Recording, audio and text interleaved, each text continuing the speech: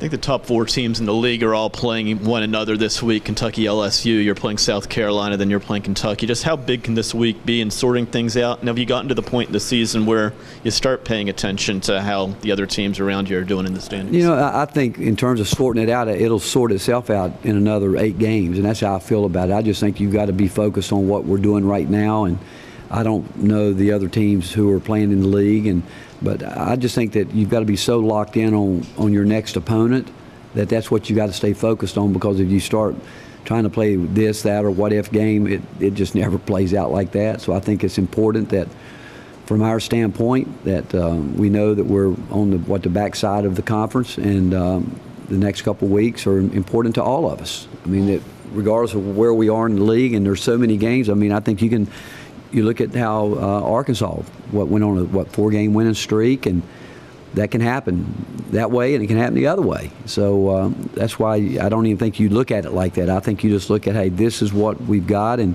if we get sidetracked from that, you know, things can snowball for you if you don't stay focused on exactly what you need to do, and that's to focus on your next opponent. Rick, how do you balance what you've accomplished so far in terms of the win streak and the #1 ranking with what lies ahead as far as the challenges in games? Well, really kind of what I just said. I mean, what we've done behind us, I mean, we've got a lot that we can say that we're proud of right now where we are, but that's over and done with. And again, I know I sound like a broken record here, but it's about the next game. It's about today's practice. And honestly, that's how, you know, when the game's over with, we told our guys we want them to compete and enjoy that. But yet, when it's time to come back and get locked in on our next opponent, that's what we have to do. And because it's